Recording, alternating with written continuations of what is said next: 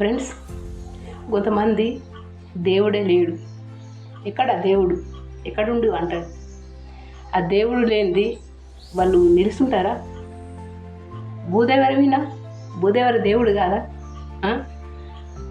దేవుడు లేనిది సాయంత్రం ప్రొద్దున ఉంటుందా? దేవుడు లేనిది ఎక్కడుంది? దేవుడు లేదు లేదు అంటారు. చాలామంది నమ్ముతారు, చాలామంది ఎక్కడున్నారు దేవుడు అంటారు. ఎందుకంటే నా ముందే అన్నారు కాబట్టి నేను చెప్తున్నా. నేను నా ముందే మాట్లాడిండ్రు కాబట్టి నేను చెప్తున్నా.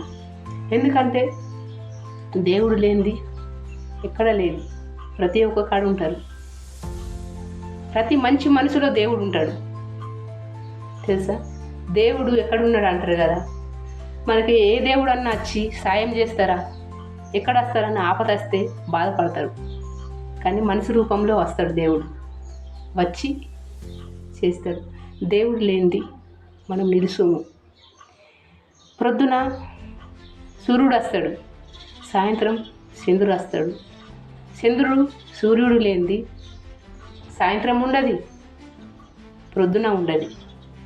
ప్రొద్దున సాయంత్రం లేని మనం బతుకుతామా?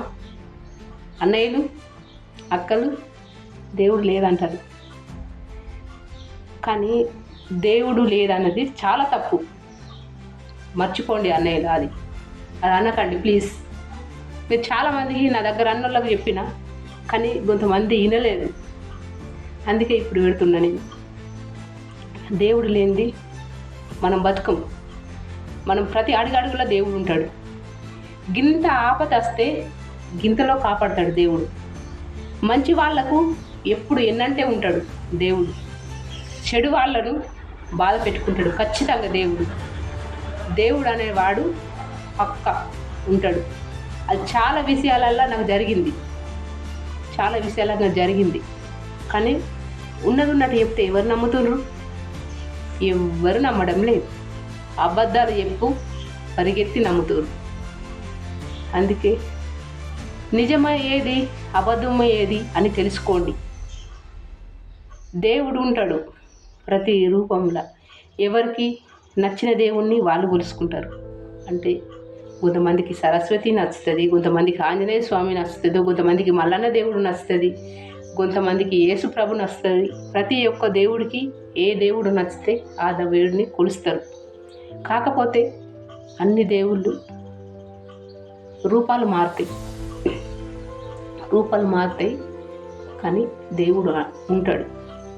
మనం లేచేటప్పుడు వాళ్ళ ముఖం వీళ్ళ ముఖం చూడకండి, ఎవరి ముఖం చూడకండి. భార్య ముఖమైనా పిల్లల ముఖమైనా ఎవరి చూడద్దు. భర్త ముఖమైన అక్కయ్యలు ఉంటే చూడద్దు. మనం లేచిన తర్వాత మన అరచేతులు మనం చూసుకోవాలి. ఇలా చూసుకొని కరగ్రే వసతే లక్ష్మి, కరగ్రే సరస్వతి, ఇవి దేవుళ్ళను మొక్కి ఇలా అనుకోవాలి. అనుకొని భూదేవరి విన అడుగు పెట్టాలి. భూదేవరికి మొక్కి అడుగు పెట్టాలి. అప్పుడు ఎప్పుడు మనకు మంచి జరుగుతుంది. అంటే 3 దేవుళ్ళు ఉంటాయి మన అరచేతులు. ఆ 3 దేవుడిని దర్శుకొని మనం లేవాలి. లేస్తే మనకి ఎప్పుడు మంచి జరుగుతుంది. ఎందుకంటే గింతల పోయేది గింతల పోతుంది. మనం అడుగడుగు దేవుళ్ళు లేనిది మనం కరెక్ట్ ఉన్నా వచ్చేవాళ్ళు కరెక్ట్ ఉండరు. అట్లా అవుతుంది. కొన్ని యాక్సిడెంట్లు అయినా నా ముందే చాలా జరిగినాయి. అట్లా అవుతుంది. కానీ దేవుడుండి ఖచ్చితంగా మనల్ని కాపాడతాడు. మనం మంచిగా ఉంటే పక్క కాపాడతాడు.